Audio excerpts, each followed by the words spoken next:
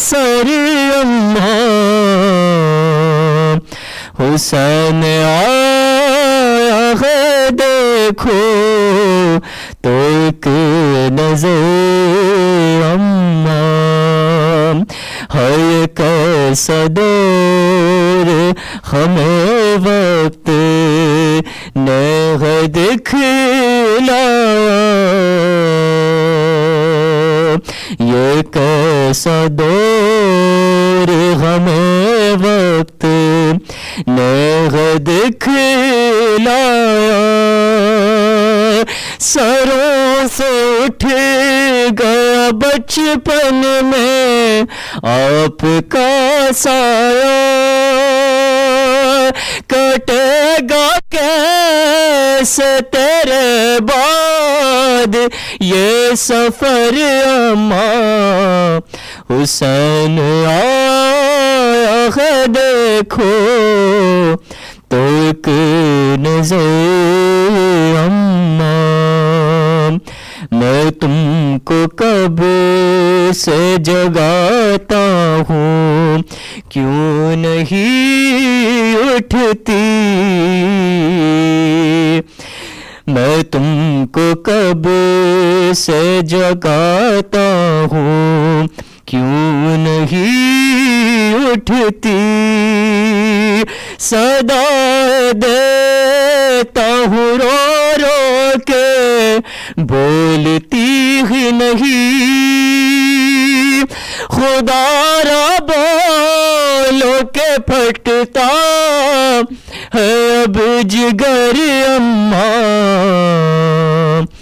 حسین آیا ہے دیکھو تو ایک نظر اماں شہید ہو گیا محسن جلایا گھر اماں تمہارا پہلو ہے زخمی گرایا در اماں جنا میں دیتا یہ نانا کو سب خبر اماں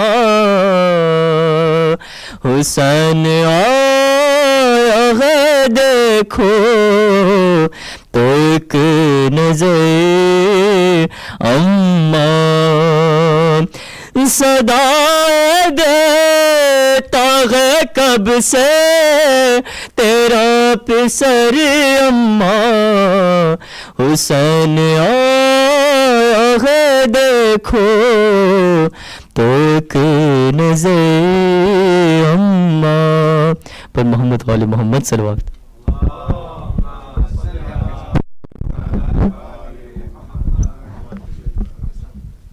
Jazakumullah khair, Brother Mirza, and as always, thank you for bringing the colors of our cultures and the expressions of Azza to our center. Moving on, as I mentioned, for the next few nights and through Sunday noon, we'll be honored by the company of and the guidance of Sheikh Abbas Mirza or Mirza Abbas Afan, sir, and inshallah we'll have more of a gathering. The programs are live, and you can always review and listen to lectures afterwards, inshallah, as well. With 3 loud salawats, please invite Sheikh to the member, inshallah.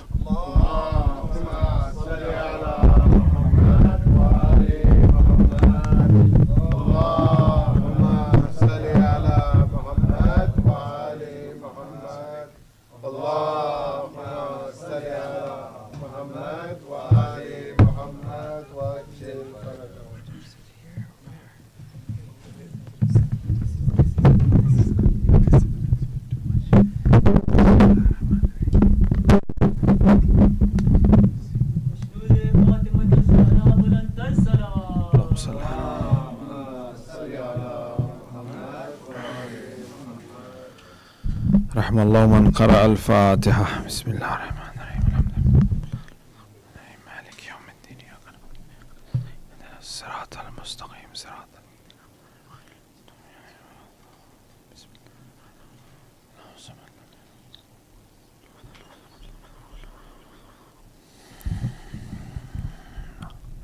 أعوذ بالله من الشيطان الرجيم بسم الله الرحمن الرحيم الحمد لله أوله بلا أول كان قبله وآخره بلا آخر يكون بعده الذي قصرت عن رؤيته أبصار الناظرين وعجزت عن نعته أوهام الواصفين ثم الصلاة والسلام على سيدنا ونبينا حبيبنا وطبيب نفوسنا أشرف الأنبياء والمرسلين بالقاسم محمد اللهم صل على وآله الطيبين الطاهرين المعصومين المظلومين ولعنة الدائمة على أعدائهم وغاصب حقوقهم ومنكر فضائلهم أجمعين من الآن إلى قيام يوم الدين أما بعد قال الله الحكيم في محكمه الكتابه بسم الله الرحمن الرحيم إنا أنزلناه في ليلة القدر وما أدراك ما ليلة القدر ليلة القدر خير من ألف شهر تنزل الملائكة والروح فيها بإذن ربهم من كل أمر سلام هي حتى مطلع الفجر صدق الله العلي العظيم.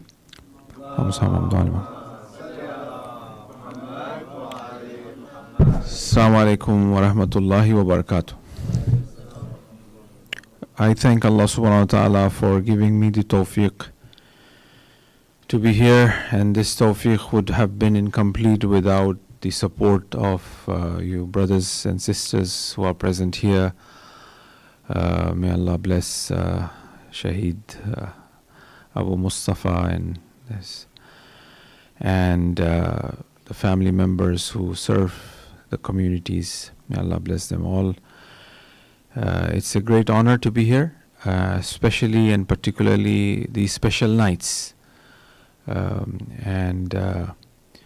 These nights are very special. The one who established the Azaa itself has faced calamities that is unimaginable when she herself says that Subbat al-Masaib law annaha Subbat al-Masaib law annaha sirna Subbat al-Ayyam sirna al-Ayali. The Masaib that befell upon me, if they would have fallen upon the days, it would have turned dark nights. So it very much requires of all of us who are lovers of Fatimah Zahra and Ahl Bayt alayhim salam to be present in these majalises, in these azadari, because what the Ummah have done is to eradicate the name of Fatima, and this started right after the demise of the Prophet, where in the khutbah she herself says, she compares the shaitan to a turtle, and when there is danger, the turtle takes its head inside the hump to protect itself. So in the khutbah she says that that's how shaitan was when my father was alive, and as soon as my father died, the shaitan have taken his head out of the hump. So we could see that time and time again, the Masumeen alayhi salam, they have emphasized so much upon remembering Fatimatu Zahra salamullah alayha. Ninth Imam, there's a riwayat that comes from the ninth Imam that there was a person who asked the ninth Imam that, is it okay to perform tawaf on behalf of Masumeen? I heard it's not okay. The ninth Imam said that yes, it is, that there's nothing wrong in it. You should, it's good, to perform tawaf on the behalf of Masumeen and give as a gift to Masumeen alayhim salam. So this man, after a couple of years, meets the ninth Imam again, and he says that, I've been going to Umrah, Hajj, and I have performed tawaf from Rasulullah till the ninth Imam. He takes the name of each and every Imam, and I have dedicated my tawaf to them, and afterwards, when I have time, I do part towards Fatima Zahra as well. The ninth Imam said that all of the tawafs that you have, you dedicate more from Rasulullah to me, that one tawaf of Fatima is more than that. Now this man whose intention is known by Allah and himself, and as this is hidden, for that even Imam have emphasized so much. Imagine when we commemorate, when we celebrate her birth and her name, how much reward there will be. It is something that our Masumeen alayhi salam desired and wants, that her name to remain, because she is the criteria of understanding the haqq and batil. The way she discerns, the way she portray, the way she reflect and manifest the truth and falsehood, no one have ever done that. She does that to that clarity, makes it very clear where lies the haqq and where lies the batil. So these nights are very important nights, and alhamdulillah, Allah have given us tawfiq to be present here. And perhaps during these nights, what we would like to discuss is the luminous legacy, mystical insights into the titles of Siddiqa Kubra, and also a bit about Sermon of Fadak. There are two sermons that comes from her. One is known as Khutbah Fadakiyya. This Khutbah Fadakiyya, the Rawi, the narrator of this Khutbah Fadakiyya is Hazrat Zainab Salamullah Alayha, is Imam Hussein, is Imam Hassan, is Imam Zainul Abidin. That's how it came to us. Apart from the Shia narratives, which we believe in Hazrat Zainab and Imam, there are Ahl Sunnah also authenticate this sermon through Aisha, through Ibn Abbas and other ashab that they were there. So it's one of the most authentic sermon, and it has been the habit, or this has been the culture, the norm that the Shi'is used to memorize this khutbah. They would teach their children to memorize this khutbah, just the same way as they would memorize the Quran. It's a very important khutbah, Khutbah Fadakiyya. Inshallah, when you go back home, you can Google it, you can search it, you can read this khutbah, the translations are there. And there's another sermon after the Khutbah Fadakiyya. First she gave this sermon in the courtyard of the Khulafa, and then she returns back after giving the sermon. And when she was home, the ladies visited her because she was ill. She became ill after this sermon to a greater degree, because what she desired was not met. And there's a very emotional, sad discussion between her and Amirul Mu'mineen after she comes back, because Amirul Mu'mineen was waiting in the house, and they discuss with each other. And in the end she says that I went there, but it was no avail. It was nothing happened. This khutbah, and then after that there's another khutbah of her where the ladies visited her, and then in house she gave a khutbah. So there are two sermons very famous of her, and there are two actually, sermons that we have from her. So it's important to kind of, obviously we will not be able to go in detail, and there are many scholars who have written commentary on this khutbah Fadakiyya. You can find them in Arabic or English as well. And perhaps, I'm not sure, are there any translation or are there any sort of English version of this commentaries on this khutbahs? But as a reminder, because these are the days of Fatima Salamullah Alayha, and it's very much required that we cannot ignore this great sermon Fadakiyya of her. And as you know, that why it's known as Fadakiyya is after the Khulafa have usurped the fadak from her. You know, the garden of Fadak, which was given to her by the Prophet, which was taken, snatched, usurped by the Khulafa of the time, and she presented her case. So it's an important sermon. And also, as we said, you know, in future nights and tonight as well, we'll start looking at some of the, you know, mystical angle towards the titles of her.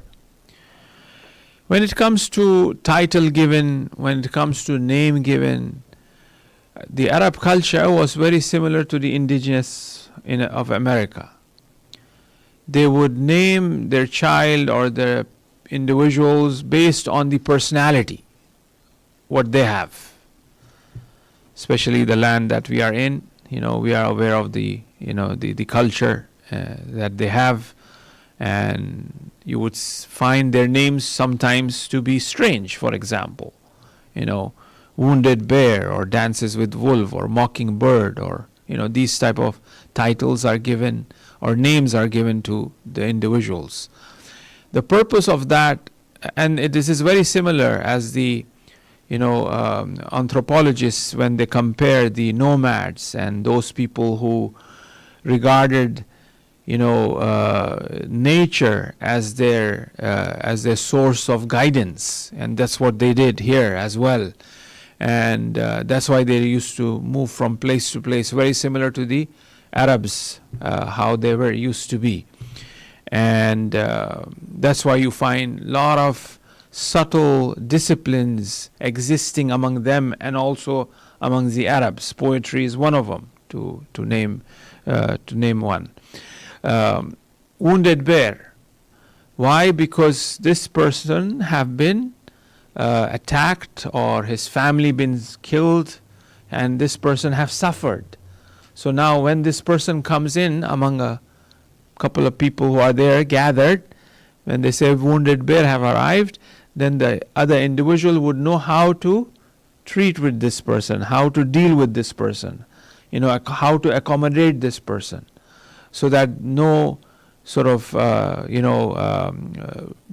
respect is broken. One understands that. In a similar manner, we find the Arabs used to be the same way as well. Prophet was known as Amin. That was not the name of the Prophet, but he was known as Amin. Why he was known as Amin? Because, you know, he was trustworthy. You know, for Muslims and non-Muslims, you know, they all trusted the Prophet, and he was known as Amin. Or, for example, you know, when that, you know, Marhab comes and asks, you know, what's your name? He says, my name is Haidar, you know, and nobody knew, the non-Muslims or some of the Arabs who were there. He was a mercenary, I mean, and he was hired by the Mushrikeen to fight. So the Arabs there, they would, you know, remember the title that he is Haidar, you know, rather than his name is Ali, for example, you know. Amin, everybody will know Amin because that was his title. It was given by the clan, by the tribe, by the people there. Why? Because his personality or his character resembles that quality, that character. So same way we find in regards to Siddiqa Kubra Fatimatu Zahra Salamullah Alayha. Thank you very much. Now obviously the, you know, first and foremost is Fatima. And when we look at the root word of Fatima, comes from Fatama, which means to be cut off. Fatima means to be, you know, which the root words, that where the word derives from, it means to be cut off. Cut off from what? The commentators, the scholars, they have said that to be cut off from the material world, from the dunya. She's cut off, she's away, she's far from this material world. That's why she's known as Fatima. And this is one of the quality of those who are on the journey of spiritual wayfaring, to be far away from this dunya, to be cut off from this dunya. Not only, that's why we recite in Munajat Shabaniya, Ilahi habli kamalul inqita ilayk. O Allah, provide me with the perfection of disconnection. That means that even to be cut off, even to be disconnected, there are levels. There's perfection in that as well. Not just perfection in connection. There's perfection in connection to Allah, we could say. But even perfection in disconnection. Ilahi habli kamalu inqata ilayk wanir absaru qulubana bidhiyaye nadira ilayk. Provide me with those eyes which is able to see you. Hujuban nur. They are veils of nur. They are veils of light. Leave aside the veils of darkness. Veils of darkness is sin. That's hijab.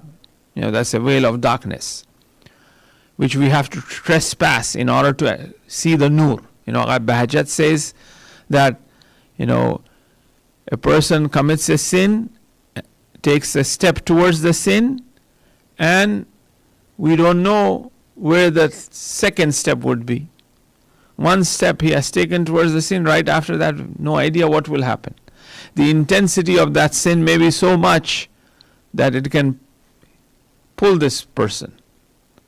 Or something may happen after committing that sin that he did not have tawfiq to do tawbah, for instance. And usually it's the case that one sin after the other, it just makes the willpower weak. When a person commits a sin, it affects the nafs. Allama Tabatabai used to say that one leaves that fall from the tree to the ground, it creates a ripple effect in the whole universe. How can a sin cannot create a ripple effect? For that person, not only for that person, but the whole family, but the whole community, the whole humanity is affected by it. How much we are suffering today because of the oppression that we see. It affects us, right? It affects, it affects us badly. So therefore, the same way, they are hijab haye, they are veils of darkness. And they are veils of light. Amirul Mu'minin Munajat is saying that, O Allah, provide me with the perfection of trespassing the veils of light. فَتَسِلْ إِلَى مَعْدِنِ الْأَزَمَةِ, so that I connect to that ma'adin, to that treasure, which is azim, which is great. Now, veils of light, for example, could be, certain calculations, intellectual understanding in regards to Allah subhanahu wa ta'ala. We say, oh, Allah is this, Allah is that, for example, and we believe in it. However, the reality is beyond that. When the Prophet, he himself says, who is Akmalul Anbiya, who is the most perfect of the perfect, when it comes to knowledge, when it comes to spirituality, manaviya and perfection, he says, Rabbi zidni ilma, oh Allah, increase in my knowledge. Or in my hayra, in my astonishment, because God is astonishing, God is surprising, God is mysterious. So the Prophet, he himself is saying, so there are waves of light which one have to come out of it.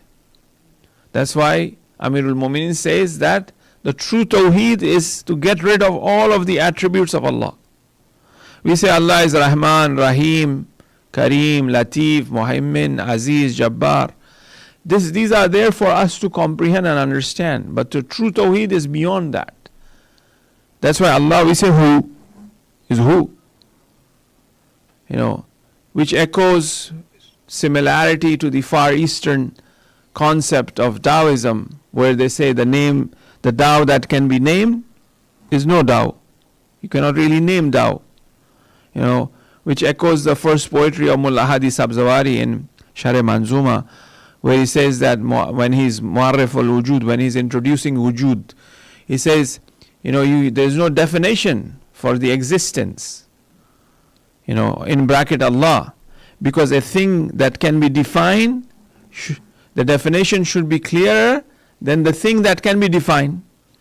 If you have not seen what a mic is, what a microphone is, I have to describe you in a so much of clarity that you should imagine and you should know what mic is or what chair is. But wujud is so apparent, is so clear. And how can you define that? Because God is clearer than any definition or anything. So the same way there are veils of light. Sometimes we get this knowledge or this understanding, we think that this is it. And we fight for it, or we die for it, or we, think that we know and the other party doesn't know. But actually that is a hijab, which one have to trespass. So Fatima, who is cut off from the veils of the dunya, of the sins, of darkness. And Fatima is meaning cut off from the dunya, meaning all that nur or hijab hai, nurani, whatever you may call, because her understanding is pure, is unique, is special. Some of them have said that Fatima means that Fatima herself is cut off from the hellfire, and the lovers of Fatima are cut off from the hellfire. That's why she's named Fatima. And there are riwayat that which says that she will not enter paradise unless all of the lovers of her enter paradise. And she would go on the day of judgment and pick the lovers the same way how a bird picks the food from the dust, from the earth. She will pick them, how a bird kind of divides the food and leaves the dust. So Fatima is Fatima because she is cut off from the hell fire, and the lovers are cut off from the hellfire. However, I think it's Agha Saadat Parvar, who is known as Ayatollah Pahlavani, who was one of the students of Allama Tabatabai. He sheds light on this name, and he says that it is actually Fatima is Fatima because the creation is cut off from knowing who Fatima is. The same way as Wama Adraka Ma Laylatul Qadr, Wama Adraka Ma Fatima. And because she is also compared to Laylatul Qadr, which we'll speak about it later on, that she's been compared to the night of Qadr by Imam Sadiq alayhi salam, salawat ala Muhammad wa ala Muhammad.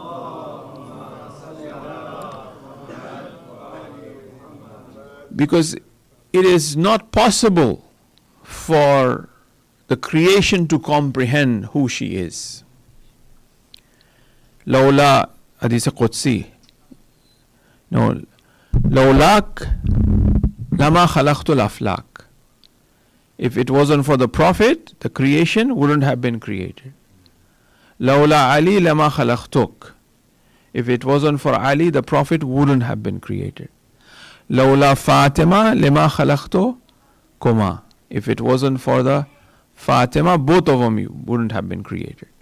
When Rasulullah says that, we would point to his chest and we say, Fatima ruhi baina jambai. Fatima is the spirit that resides here. And when we look at the Quran, وَنَفَخْتُ فِيهِ مِنْ رُوحِي, the Quran says that Allah have blown His spirit into Adam. It's a very mysterious reality that nobody can really comprehend. Even Rasulullah, who says that, Abiha. If you look at every title, why did Rasulullah say Abiha? Rasulullah is not a sentimental or emotional, he hasn't mentioned this based on his sentimentality or emotionality, but rather on the intellectuality.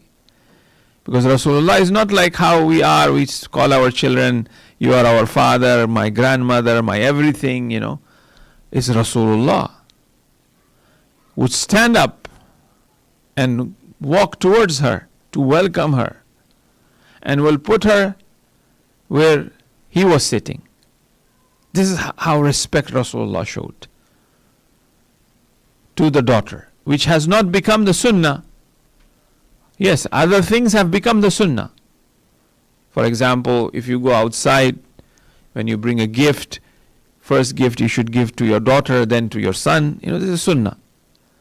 But it is not the sunnah that when your daughter comes, stand up, go and welcome her. Like the same way how you will stand up for your mother. Because when your mother comes, you should stand up for respect.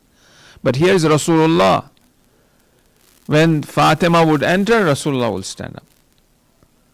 And not just stand up, but walk towards her to welcome her. And would bring her and put, make her sit on the place where he was sitting.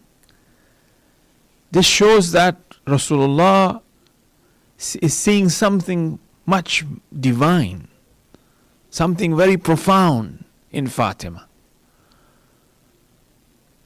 that is not comprehended by us. Even I would be critical enough to say that what is the sir? Because when Allah introduces is by Fatima wa biha wa baliha. Baba, Rasulullah is there, who is Habib Khuda. But Allah is saying it's Fatima and the father and the husband and the children. Where we recite bi Fatima wa abiha wa baliha wa baniha wa sirrul mustawdif. The secret that resides in Fatima. What is that secret? For that sake. And it is Fatima who is capable of having that secret. Just like the night of Qadr is capable of having the Quran. Why is nuzul of Quran in night of Qadr? Why not in other nights? Because the night of Qadr is capable to contain that Quran. It has to be the month of Ramadan. It has to be the last 10 nights. It has to be the odd night. And that becomes the night of Qadr. So the same way as the night of Qadr becomes the zarf, the container, the possibility of containing, bringing that, downloading that Quran, was sirrul mustawdafiyya, that sir, which is that secret, that asrar that she has. That can be only in Fatima. When we analyze this while understanding the archetypes, the female archetypes, and we have seen in the past, I'm talking about 100,000 BC and stuff, there was a religion called Isis of the Egyptians, and there are some relics in the British Museum even today. If you go, you can visit and see that. And they were muwahideen. They used to worship one God. But their understanding of this God was that it was a female. Although from an Islamic perspective, God is not male or female, He's beyond that. The reason I brought this up is because when there is the beginning of time, as in human beings, Adam and onwards, the understanding of the human civilization was geared towards recognizing female as the deity. Sophia, for example, the Greeks, which is wisdom, secret wisdom, which is recognized as a female. In Greek mythology also, when you look at it, the symbolism that is there, there's a lot of female in terms of, or the feminine sort of reality of God. As it was the beginning of time, man was close to the what do you call mabda, to that beginning. There's a similarity that happens at the end as well. In terms of the nature of man, the quality of man, the understanding of man, it kind of goes back because time is not linear, but it's rather cyclic.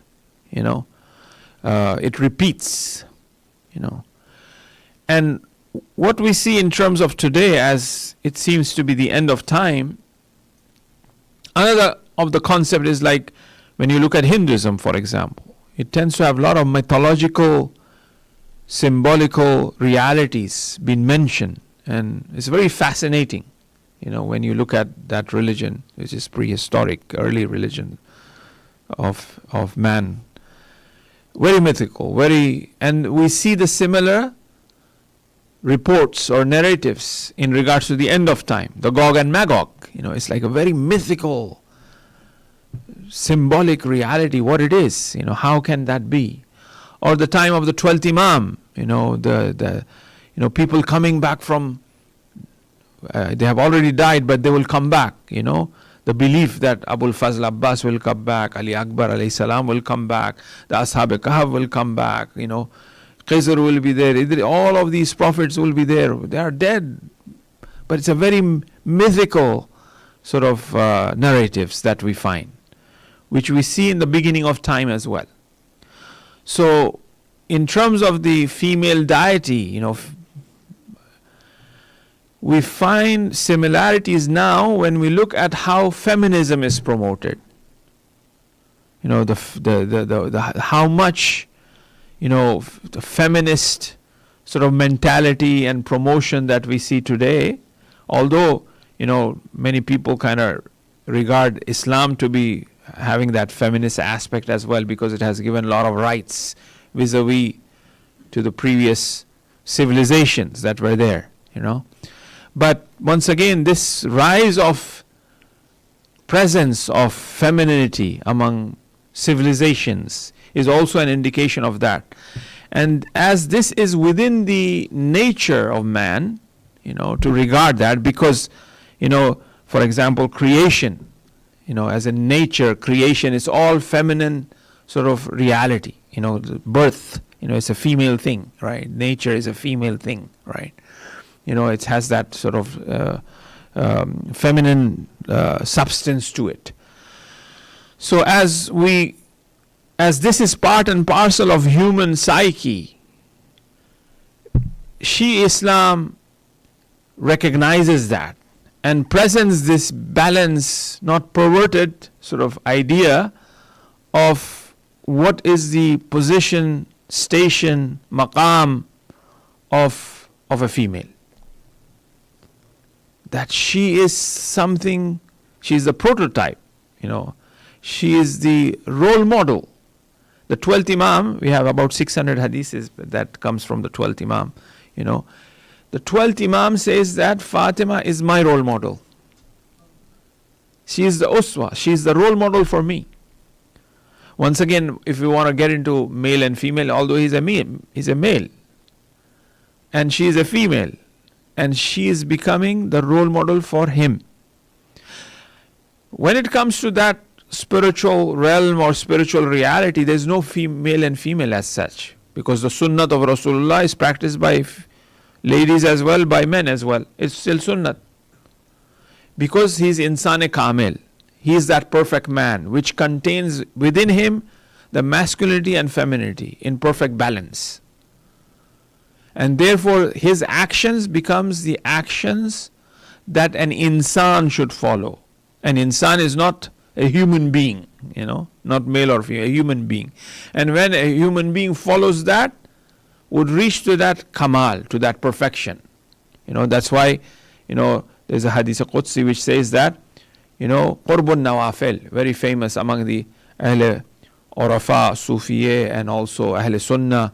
Fakhr Razi in Tafsir Kabir also brings this hadith, where when a person performs the Sunnah, the perogatory prayers, 51 rakat or 52, he will come closer to me, and he will come so closer to me that I become his or her, eyes, hands, feet, ears.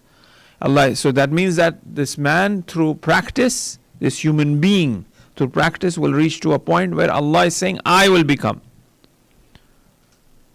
That's a very, very subtle, beautiful point here, where Allah is saying, I will become you, not that you will become my hand or you will become my, that's more of a, but it's a humility of Allah, it's a mercy of Allah that I will become your hand, I will become your eyes, right? Now that is the Kamal, which contains within it the masculinity and femininity together. Now Fatima is that. For who? For already an individual who have reached to the level of Kamal. which is the 12th Imam. Right? So, to conclude, in terms of the, sort of detour that which we took in regards to human civilization and Isis and how the Greeks as well have that element. So as this element of, presence within the nature of man, regarding female to be something divine or something high of a highest, quality, higher substance, existed in the past and it exists even today. And in order to balance that and present a more perfect view, you have the esoteric reality presented in regards to Fatimah Zahra and the position of a female or of a woman is within Islam. The hadith, when it comes to doing tasbih, is recommended to be done upon the turbat of Imam Hussein, the riwayat. And then it says that one can do it on the fingers, but the the gender which has been used in mentioning that it can be used on the finger is a gender of a female. So it's a female hand or the turbat of Imam Hussein. However, we as men also follow that hadith by saying that we could do it on our fingers as well. But why that they have that gender is used? Everything that the Masumin mentioned, there's a reason behind that. Turbat or this, or it could have mentioned in general. As an insan can do it. No, but it's a female connotation that we find there. So now, when we look at Siddiqa Kubra as in Fatima, the creation will not be able to comprehend her position, her maqam, who she is or who she was. She is the secret of the secret. The same way as وَمَا أَدْرَاكَ مَا لَيْلَةُ الْقَدْرِ وَمَا أَدْرَاكَ مَا Fatima.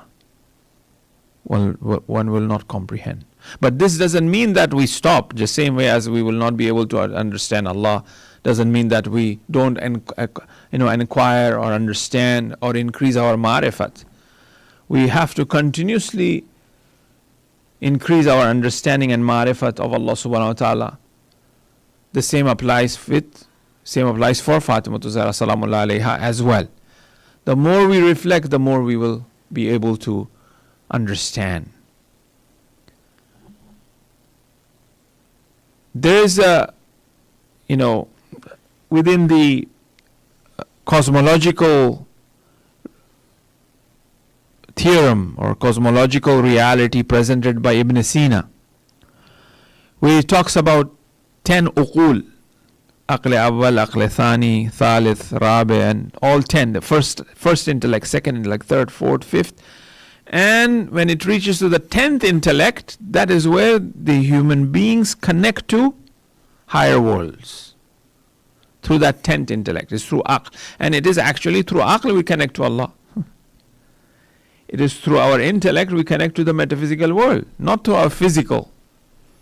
This physical parts, even parts, I would say, it's like, it's pretty much like Chat GPT, you know what I mean? There's no emotions. I mean, if you take my heart and plant in someone else's heart, that person will not get my emotions.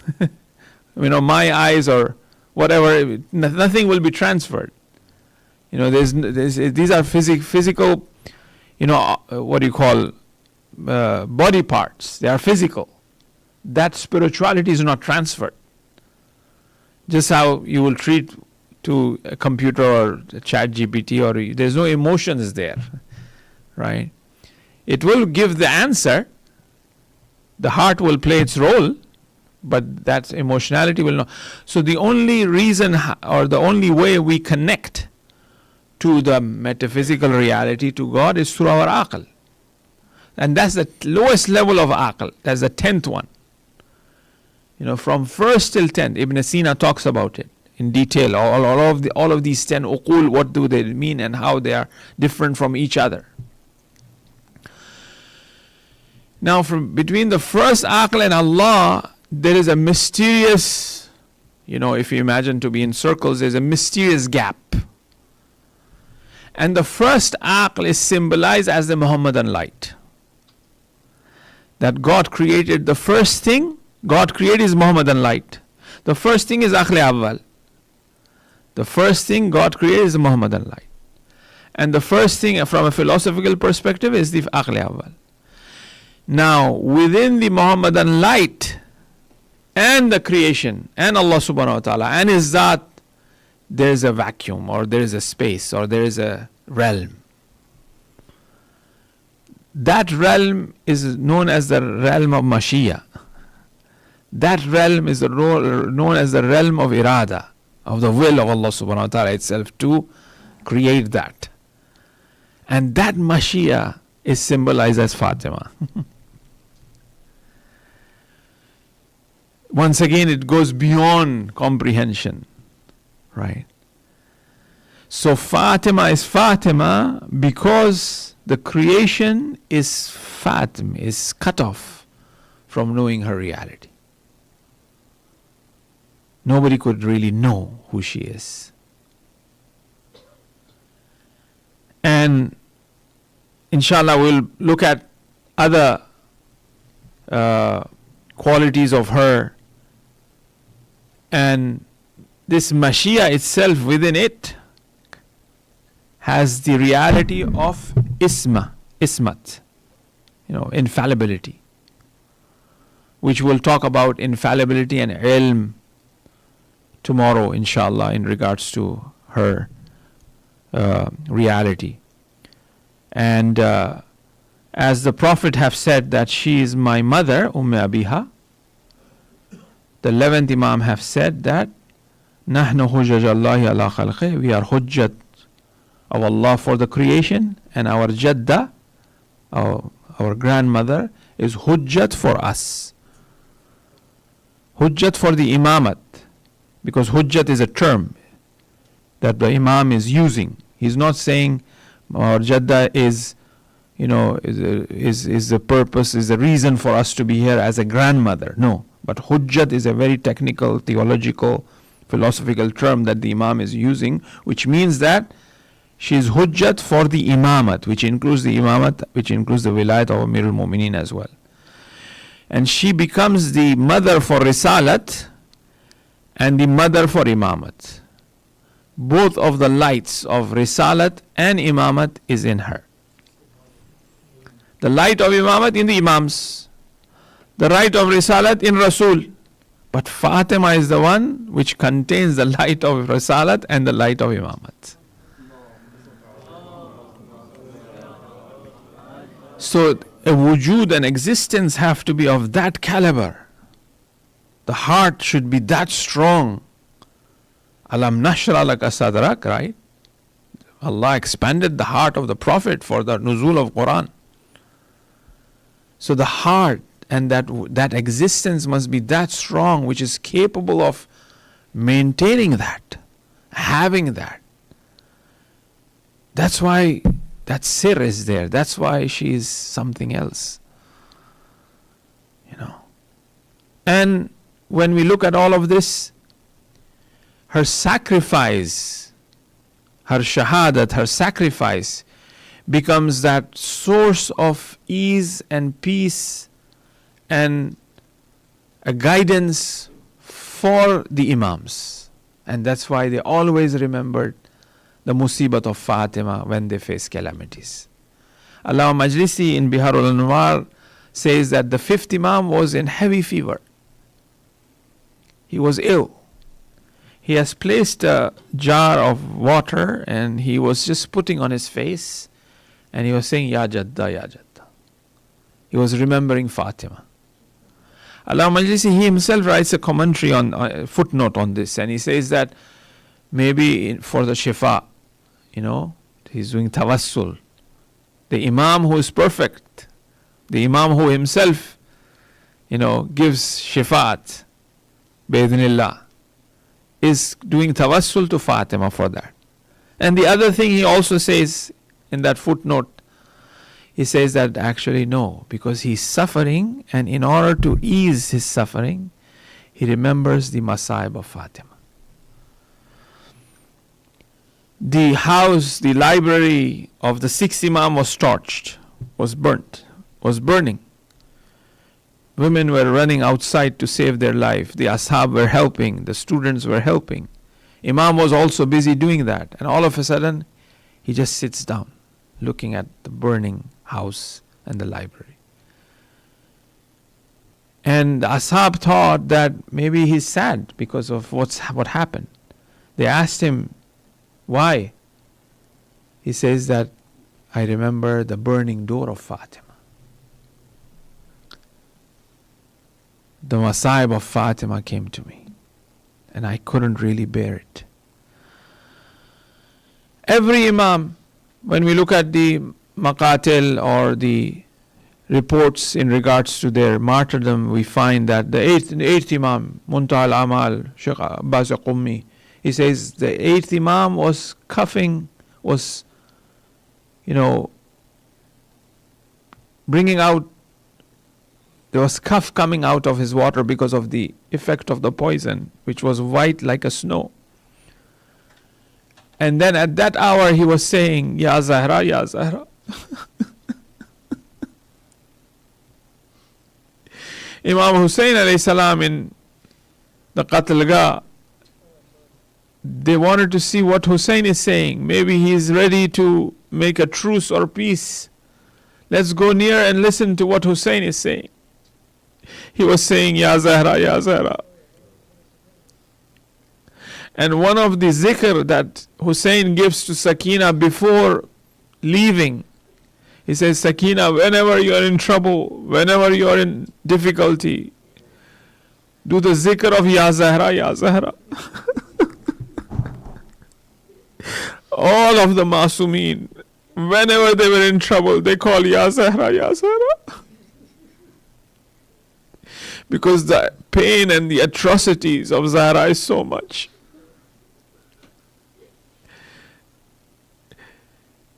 When somebody dies, you go to their house and give condolences. You take flour, you take food. But how they came to the house of Zahra? They came to the house of Zahra shouting.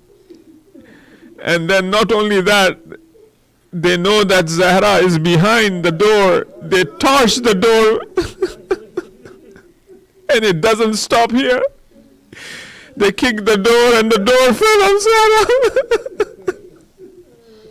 Ayatollah Wahid Khurasani says that when a finger broke, when a bone in your finger breaks, somebody touches that, or if your finger moves, it hurts you. The ribs of Zahra were broken. Every breath that she breathes hurts Fatima. Sheikh al-Waili, a great scholar, may Allah bless his soul, had a dream of Fatima. And Fatima says, oh Sheikh, you don't read my Masa'ib. Sheikh says, no, I read your Masa'ib, how the burning door fell on you. Zahra says, that's not my Masa'ib. My Masa'ib, when they pulled Ali out of the house, and I was on the ground, my little children, Hassan and Hussein, Zainab and Kulsum, they don't know whether they should go help their father or they should help their mother.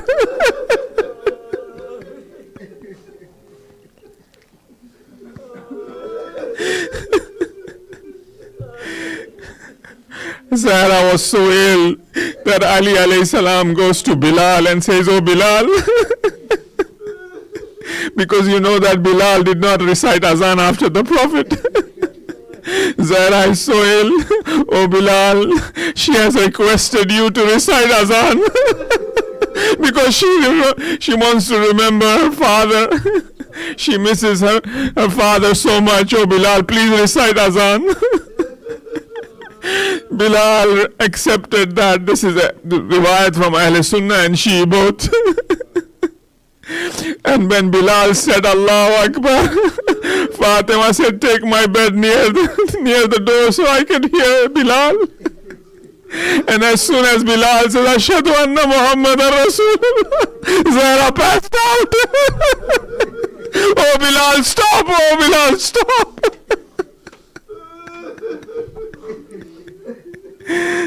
Allah lanatullah ala qawm az-zalimin. Sayalamu alladhina zalamu ayyam munqalibin yanqalibun. Matam Hussein.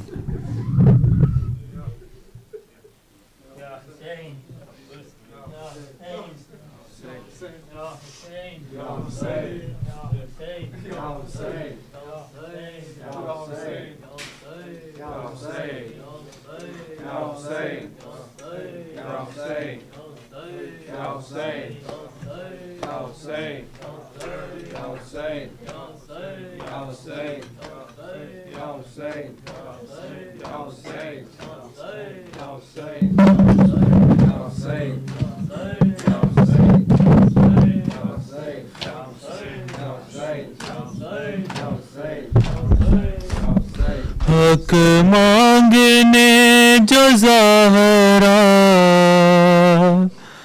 دربار میں گئی ہے، یہ غربت علی ہے، یہ غربت علی ہے، یہ غربت علی ہے، یہ غربت علی ہے، یہ غربت علی ہے، یہ غربت علی ہے، یہ غربت علی ہے۔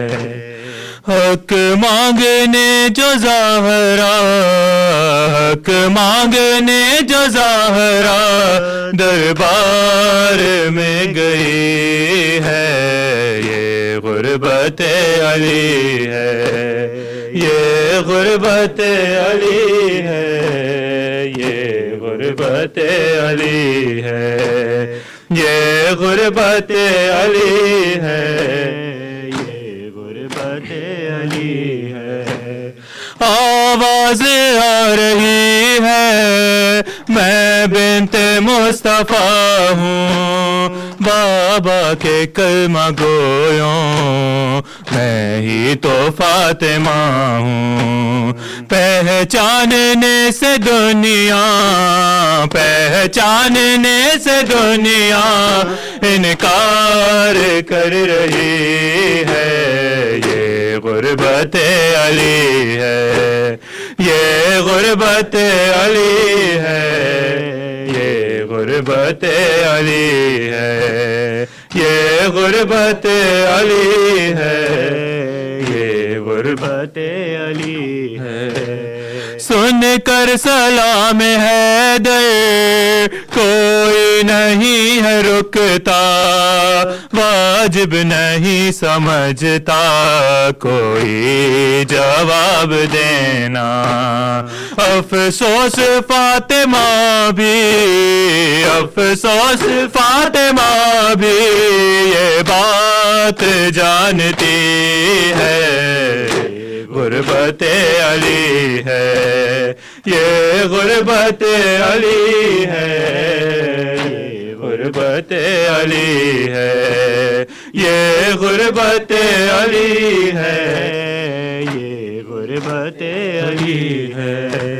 مسجد میں سر جھکائے مولا کھڑے ہوئے ہیں، حاکم کی تہمتوں کو چپ چاپ سن رہے ہیں، صدیقہ سب کے آگے جھٹلائی جا رہی ہے، یہ غربت علی ہے، یہ غربت علی ہے، یہ غربت علی ہے، یہ غربت علی ہے، یہ غربت علی ہے۔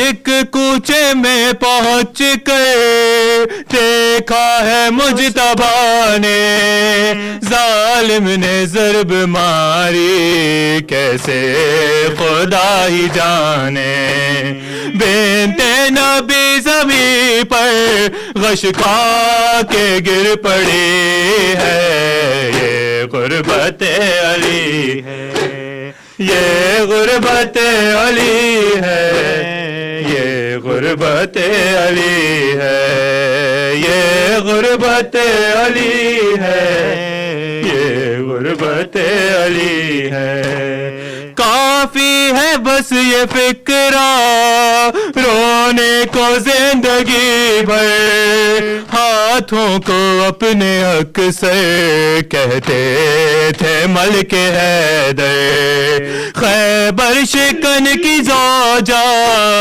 خیبر شکن کی زوجہ گھٹ گھٹ کے مر گئی ہے یہ غربت علی ہے یہ غربت علی ہے یہ غربت علی ہے یہ غربت علی ہے یہ غربت علی ہے کیسے لکھے تکلم غربت علی ولی کی زوجہ صحابیوں کے دربار میں گئی تھی بیٹی شرابیوں کے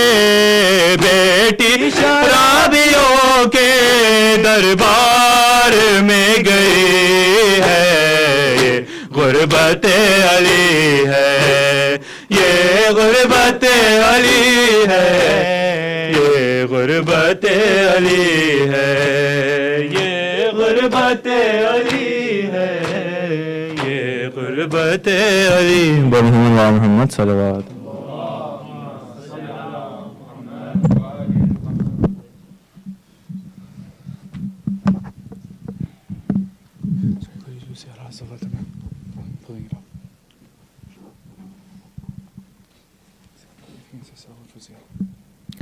صلوات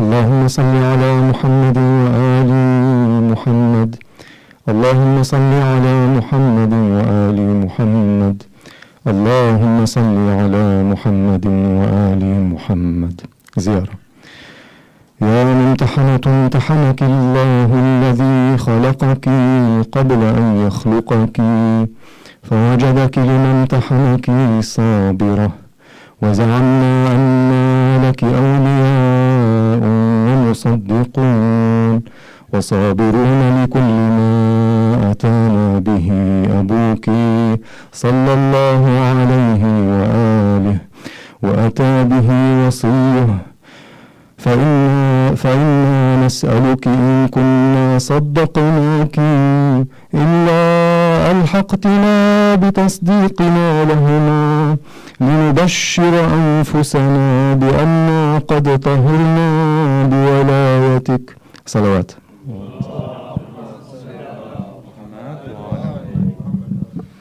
Sisters, we can go ahead and brothers will join after, inshallah. Please read a lot salawat and surah Fatiha for the marhumin and the families of the community here. We have a few people sick in the community who really could benefit from your prayers. Salawat.